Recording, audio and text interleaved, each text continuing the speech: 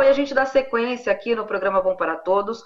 O Brasil está neste momento sem previsão para a realização do censo, a contagem populacional, que é base para a definição, de políticas públicas e distribuição de recursos no país.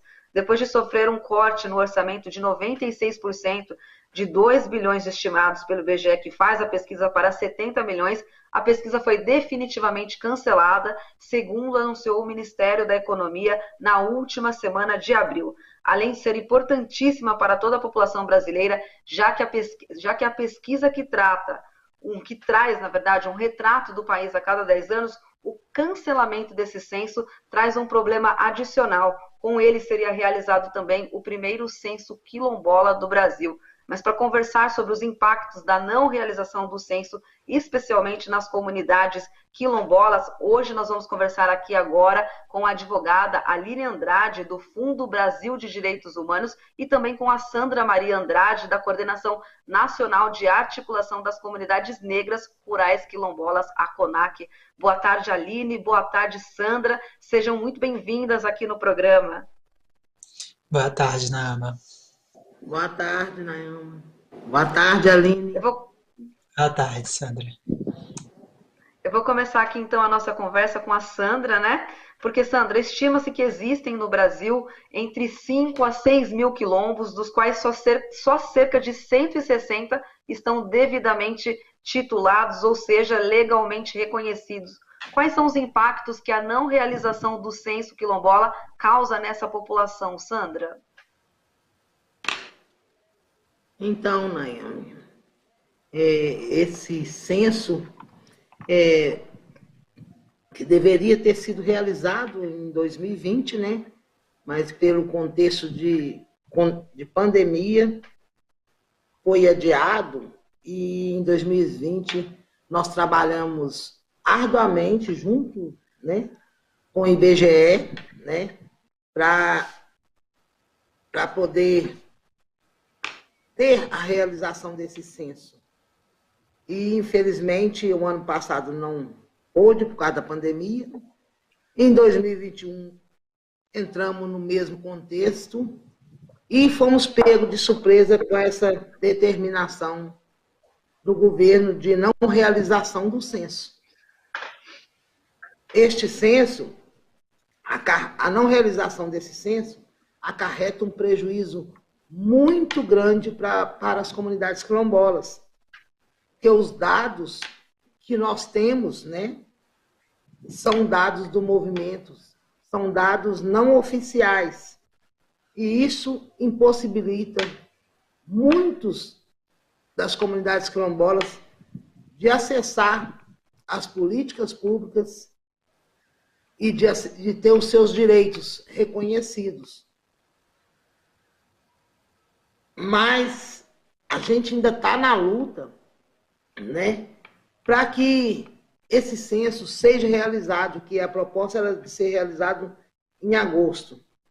Com essa retirada de recurso, né, do IBGE, né, e a gente tem um sentimento que perpassa por uma questão política, porque seria os primeiros censos quilombola do país, que iria legitimar as nossas estimativas, né?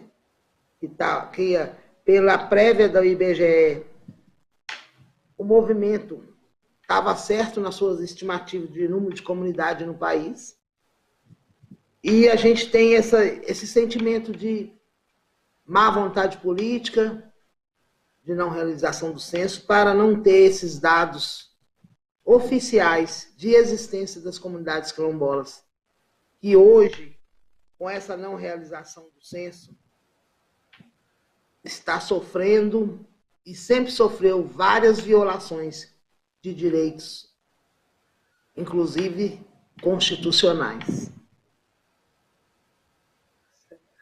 Agora, Aline, na semana passada, o ministro Marco Aurélio Mello, do Supremo Tribunal Federal, ele determinou que o governo brasileiro realize o censo. Ele mandou, inclusive, essa decisão para ser analisada pela plenária do Supremo Como é que você vê, Aline, o Poder Judiciário agindo aí, tendo que agir para garantir a realização de uma pesquisa tão fundamental para o desenvolvimento do nosso país? Bom, o judiciário foi procurado, né, por uma ação do governo do Maranhão, falando sobre como a ausência do censo demográfico afeta de maneira significativa muitas políticas públicas, e muitas vezes a gente não tem uma dimensão disso. Mas a repartição das receitas tributárias por estados, que tem relação com os dados populacionais, então os repasses do Fundo de Participação dos Estados, participação dos municípios, as políticas de educação, né, as políticas de saúde, então o conhecimento dessa realidade dos dados populacionais influenciam essas políticas que são nacionais e quais são os recursos que são transferidos para os entes, né, os estados e os municípios. Além disso, né, a gente acaba tendo uma fragilidade muito grande para avançar políticas constitucionais, como a Sandra comentou. Isso nunca foi cogitado, o judiciário intervir, porque a gente tem todo ano, né, de 10 em 10 anos, a realização do censo. O censo é uma política pública consolidada no Brasil, mesmo antes da Constituição de 88, e o próprio Constituição diz que é obrigatório, né, a realização e a manutenção dos serviços oficiais de estatística e geografia de alcance nacional. Então, é a primeira vez que a gente vê o judiciário se manifestar em uma ação judicial, porque é a primeira vez que a gente presencia, né, uma ausência de cumprimento dos compromissos do Estado, e isso impacta a aquisição de direitos das pessoas, né, porque impede que o Estado faça os investimentos necessários para que os cidadãos brasileiros tenham seus direitos garantidos e a gente possa ter as políticas públicas estruturadas. Agora, Sandra, além do corte de 96% no orçamento, que acabou impedindo aí a realização da pesquisa, o censo ele começou a ser alterado também, sem nenhuma discussão técnica com a sociedade, durante o governo do presidente Jair Bolsonaro. Hoje o censo ele já é menor e deixou de cumprir aspectos essenciais de uma pesquisa censitária, né? Você acredita que, conforme você estava mencionando aqui na sua primeira resposta, você acredita que há uma motivação política para a não realização dessa pesquisa, Sandra?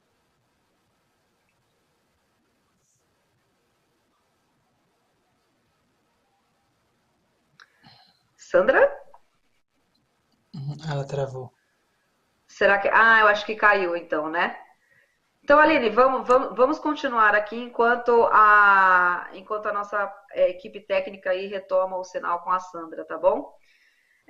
O presidente do IBGE, o Eduardo Rios Neto, ele disse que o Instituto está pronto para realizar o censo 2021, desde que haja aí o restabelecimento, né, o orçamento de 2 bilhões de reais seja recomposto.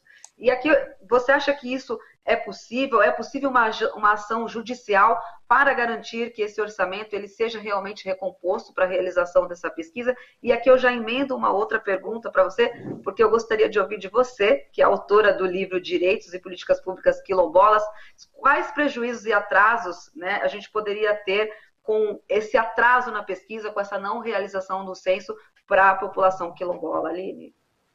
Tá, bom, eu acho que, em primeiro lugar, assim, o ideal é que não fosse necessária uma intervenção do judiciário para a recomposição do orçamento, né? O orçamento é uma peça que é feita pelo legislativo, sancionada pelo executivo, seria muito importante para a manutenção das instituições democráticas, para o bom funcionamento da democracia, que isso não fosse necessário, mas nós estamos vivendo aí quase que um estado de exceção, então tem sido necessário que o judiciário intervenha, né, faça intervenções aí na composição do orçamento, e aí, como jurista, acho que o ideal seria que o judiciário devolvesse, né, para o legislativo a necessidade de previsão de um orçamento para a realização do censo, e que o legislativo então decidisse aí, né, os membros do Congresso eleitos decidissem como será feita essa recomposição e que rubricas serão remanejadas, respeitando as lógicas constitucionais e quais os mínimos constitucionais que precisam ser investidos. Tem toda uma engenharia por trás do orçamento. Agora, sobre os prejuízos do censo quilombola, eles são muitos. Eu acho que, primeiro, o importante é dizer assim que a maioria dos dados que nós temos acesso, como a Sandra falou, ele tem sido um trabalho das próprias comunidades quilombolas organizadas através aí da CONAC, da Coordenação Nacional de Articulação das Comunidades Negras Rurais, de outros movimentos sociais, de mapearem os quilombos no Brasil. A gente sempre teve uma ignorância muito grande sobre os dados quilombolas e isso só foi possível com o trabalho dos quilombolas de se mapearem e como a Sandra falou, o IBGE fez uma estimativa mais próxima do que o governo oficialmente reconhece hoje.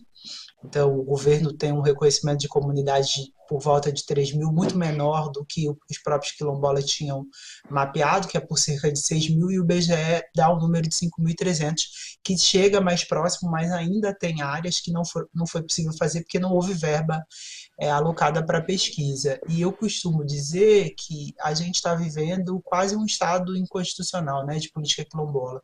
O Estatuto da Igualdade Racial existe, o mandato de demarcação de território quilombola existe, a gente tem uma série de políticas públicas que foram aprovadas pelo governo, né, pelo Congresso e pela população brasileira, né, indiretamente, que devem ser cumpridas, elas não estão sendo cumpridas, primeiro porque a gente, né, o governo Bolsonaro, mas isso vem desde o governo Temer, aprovou praticamente um orçamento zero para as políticas públicas, então a gente não consegue ter o avanço dessas políticas públicas e, com o censo, eu acho que possibilita essa omissão do governo, porque quando a população brasileira não conhece quais são os dados e qual é o tamanho do estrago, digamos assim, que é essa omissão governamental, e essa é uma omissão propositada, isso foi assim anunciado, traz para o desenvolvimento brasileiro, traz para a integração dos povos e comunidades tradicionais e faz a gente perder de patrimônio histórico também, né? Porque é uma parte muito grande do Brasil que a gente não conhece e uma cultura que podia nos ensinar outro uso comum da terra, outra visão das nossas trajetórias, outra visão da própria história do Brasil, e a gente fica sem acesso a tudo isso, e eu acho que fica mais fácil para que a omissão estatal permaneça impune e para que a sociedade civil não consiga ter nem controle e nem participação dessas políticas públicas. Ô, Sandra, você consegue me ouvir bem agora? Vamos ver se a gente consegue. Sim. Ótimo. Eu vou repetir para você a pergunta que eu tinha feito no momento aqui em que a sua conexão caiu. Eu estava comentando que o censo ele começou a ser alterado sem discussões técnicas com a sociedade desde aí de 2019, né, na gestão do presidente Jair Bolsonaro. Hoje ele já é menor e deixou de cumprir aspectos essenciais de uma pesquisa censitária. Você acredita que há uma motivação política para a não realização dessas pesquisas? Desta pesquisa, né, do censo? Sim, porque eu acho que há uma motivação política, sim, contrária, né?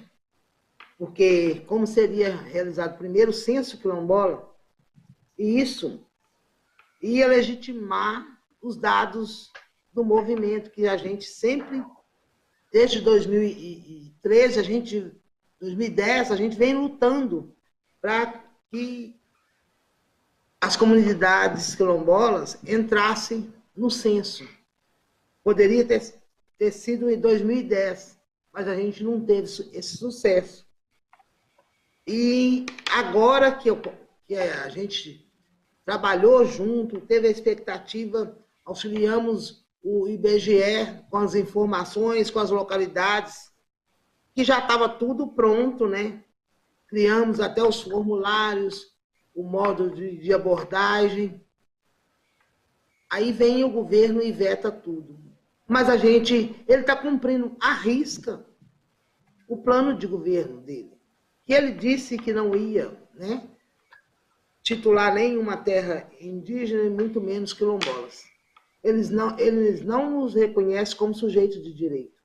Então a gente sente isso na pele, que é sim uma perseguição política. Porque se o governo quiser, ele pode colocar orçamento para a realização do censo. E eu espero, né, que com essa determinação do STF, que isso possa ser cumprido. E, infelizmente, Ana, de alguns anos para cá, tudo para os quilombolas, para a gente garantir os nossos direitos, nós estamos tendo que judicializar para ter acesso no que já está garantido pela Constituição Federal e vários outros marcos regulatórios, a qual a Aline já citou aí. Então, essa má vontade política, esse não reconhecimento dos quilombolas como sujeito de direito, como parte desse país, a gente já vem sentindo na pele desde que ele foi eleito, né? Mas a gente segue na luta, porque nós não desistimos. É por isso que a gente vem aí lutando há quase 500 anos para garantir a nossa existência nesse país. Na luta sempre. Sandra e Aline, muito obrigada pela participação de vocês. Até uma próxima oportunidade, tá bom? Ok, obrigada, Ana. Tchau, Aline. Tchau. Obrigada. Tchau, Sandra. Obrigada, viu? Tchau, Naama. Tchau, aos ouvintes e telespectadores também. Maravilha! Nós conversamos aqui com a advogada Aline Andrade, do Fundo Brasil de Direitos Humanos, e também com a Sandra Maria Andrade, da Coordenação Nacional da Articulação das Comunidades Negras Rurais e Quilombolas, a CONAC. Pessoal, o programa Bom para Todos vai chegando ao fim, mas antes de encerrar, eu quero convidar você para assistir o programa, como eu estava falando aqui, eu quero convidar vocês para assistir o programa Debate Petroleiro, que vai ao ar hoje a partir das 9 horas da noite, no canal da TVT no YouTube. O programa, criado e produzido pelo petroleiro e advogado Jailton Andrade, tem como tema Atacarejo Máquina de Louco 2, é para matar papá, e vai falar aí das promiscuidades do capital na sociedade brasileira e da violência contra os pretos. Não perca, tá? É a partir das 9 horas da noite no canal da TVT no YouTube. E agora sim, eu encerro o programa Bom para Todos. Obrigada pela sua companhia, obrigada pela sua audiência. Eu volto amanhã, a partir das 3 horas da tarde. Se cuidem, eu espero vocês. Até amanhã.